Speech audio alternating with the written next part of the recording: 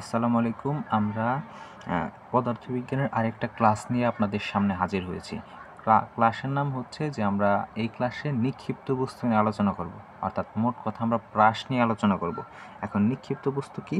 যেখানে বলছে যে কোনো বস্তুকে অনুভূমিকের সাথে তির্যকভাবে নিক্ষেপ করা হলে অর্থাৎ শূন্যে নিক্ষেপ করা হলে তাকে নিক্ষিপ্ত বস্তু বা প্রক্ষেপক বা প্রাস বলা হয়।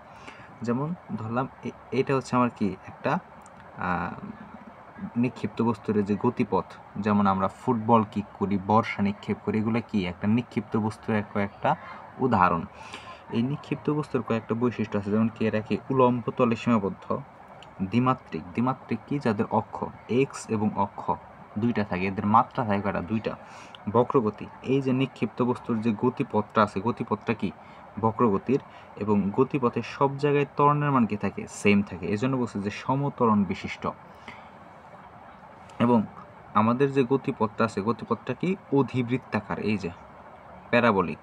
এখন প্রাস সংক্রান্ত কিছু রাশি সম্পর্কে আমরা জানবো, যেমন কি নিক্ষেপণ বেগ। নিক্ষেপণ বেগ কি? ধরলাম এখানে একটা বস্তুকে আমি একটা নির্দিষ্ট বেগে, ইউ বেগে কি করলাম? নিক্ষেপ করলাম। অর্থাৎ কি একটা নিক্ষিপ্ত বস্তুকে যে বেগে নিক্ষেপ করা হয় তার নাম কি?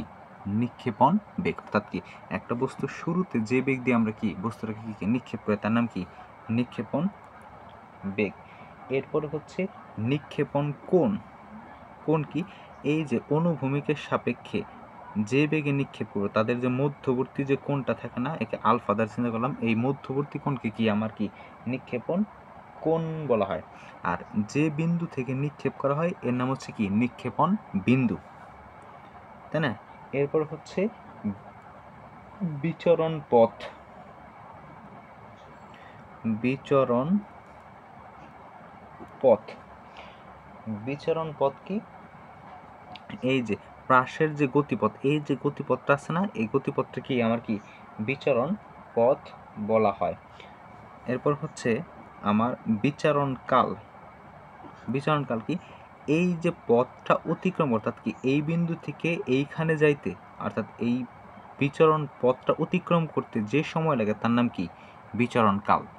আমি কি বিষয়টা বুঝাতে পারছি? এর নাম হচ্ছে কি? বিচরণ কাল। 5 নাম্বার হচ্ছে পাল্লা। পাল্লা, যার ইংলিশ নাম হচ্ছে রেঞ্জ। পাল্লা কি? ধরো আমি এখান থেকে একটা বস্তুকে নিক্ষেপ করলাম, সে উড়ে গিয়ে এইখানে পড়লো, তাহলে সে অনুভূমিক, অর্থাৎ কি এই মূল বিন্দু থেকে অনুভূমিক বরাবর সে কতটুক দূরে গিয়ে পড়লো সেটা হচ্ছে কি তার কি পাল্লা। ঠিক আছে, এইগুলো হচ্ছে আমার কি বিষয়টা একটু জানতে হবে, যেটা আমাদের যে প্রাস সংক্রান্ত যে প্রবলেমসগুলো আছে সেই প্রবলেমসগুলো সমাধান করতে এগুলো কী কী করবে? হেল্প করবে। ঠিক আছে, এখন আমরা এর পরের যে মেথড আছে, অর্থাৎ একটা প্রাস সম্পর্কিত যে গাণিতিক সমস্যাগুলো আছে, সমস্যাগুলো কীভাবে আমরা সলভ করব সেই সলভের কিছু মেথড দেখব। প্রথমে আমরা কি ভেক্টর মেথড দেখব, তারপর আমরা কি জেনারেল মেথডগুলো কি করব দেখব। দেখো, আমরা প্রাস বা প্রক্ষেপকের যে গাণিতিক সমস্যাগুলো আছে, গাণিতিক সমস্যাগুলো সমাধানের জন্য আমরা দুইটা মেথড ফলো করব। তার মধ্যে একটা মেথড হচ্ছে ভেক্টর মেথড, অর্থাৎ আমরা ভেক্টরের সাহায্যে কী করব এই প্রাসের যে ম্যাথগুলো আছে ম্যাথগুলো কী করব সলভ করার চেষ্টা করব। তাহলে এটাকে আমি যে চিত্রটা এখানে আর্ট করছি, চিত্রটার এই অক্ষটা হচ্ছে কি অনুভূমিক অক্ষ বা হরিজন্টাল এক্সিস, এটা কি ভার্টিক্যাল এক্সিস বা উলম্ব অক্ষ। আমরা জানি কি এক্স অক্ষ বরাবর একক ভেক্টরকে আই দ্বারা প্রকাশ করা হয়, এই জন্য এখানে আই, এবং ওয়াই অক্ষ দ্বারা একক ভেক্টরকে কি জে দ্বারা প্রকাশ করা হয়। এবং আমরা বলতে পারছি যে এখানে যে আমার ত্বরণটা কাজ করতেছে, যেহেতু আমার এটা কি বলে যে নিক্ষিপ্ত করতেছি, নিচ থেকে উপরের দিকে করতে নিক্ষিপ্ত করতেছি, সেই কারণে আমার এই ত্বরণটা এ সমান সমান কি হিসাব করব? জি হিসাব করব। ঠিক আছে, এই ত্বরণটা কি হিসাব করব? জি হিসাব করব। এই বিষয়টা একটু মাথায় রেখো। তাহলে এখান থেকে যে সমস্ত প্রবলেমসগুলো আছে এই সমস্ত প্রবলেমসগুলো আমরা দুইটা ইকুয়েশনের মাধ্যমে কী করব? সলভ করার চেষ্টা করব। একটা ইকুয়েশন কি ভি সমান কি ইউ প্লাস এটি, এই হচ্ছে একটা ইকুয়েশন। একটা হচ্ছে কি S is equal to UT plus half এটি স্কোয়ার। এই দুইটি ইকুয়েশনের মাধ্যমে এই নিক্ষিপ্ত বস্তু বা প্রাসের যে প্রবলেমসগুলো আছে, প্রাসের যে ম্যাথামেটিক্যাল প্রবলেমসগুলো, এই প্রবলেমসগুলো কী করব? সলভ করার চেষ্টা করব।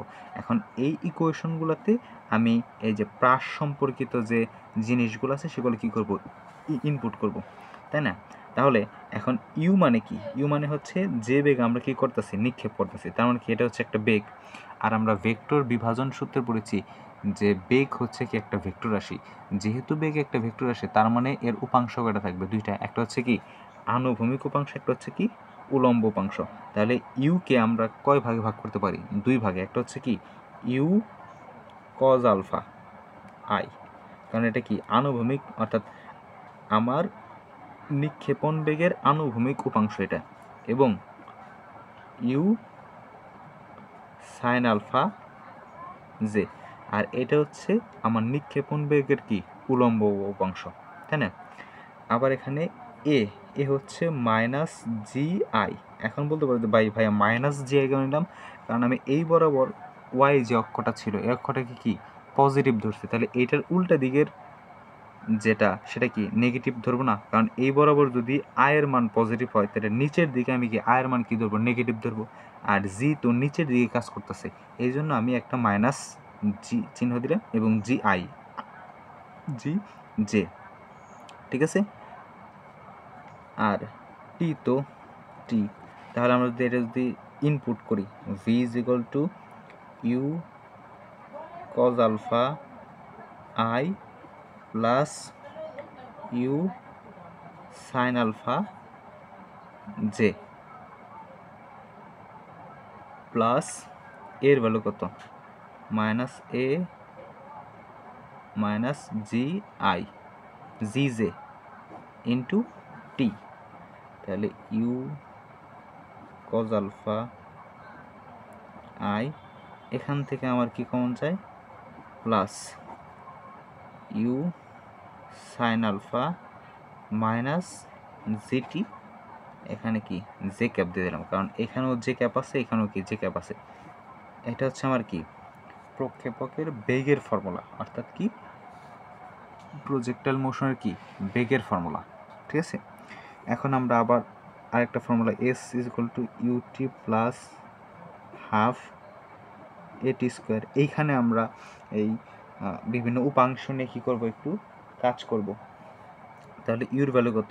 You sine alpha J plus u cos alpha i, সাথে কি টি প্লাস হাফ, এর ভ্যালু কত? মাইনাস জি j cap t square.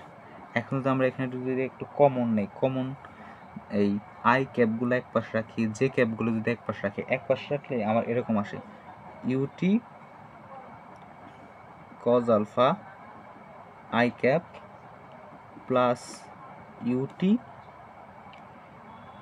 Sign alpha minus half g t square j cap.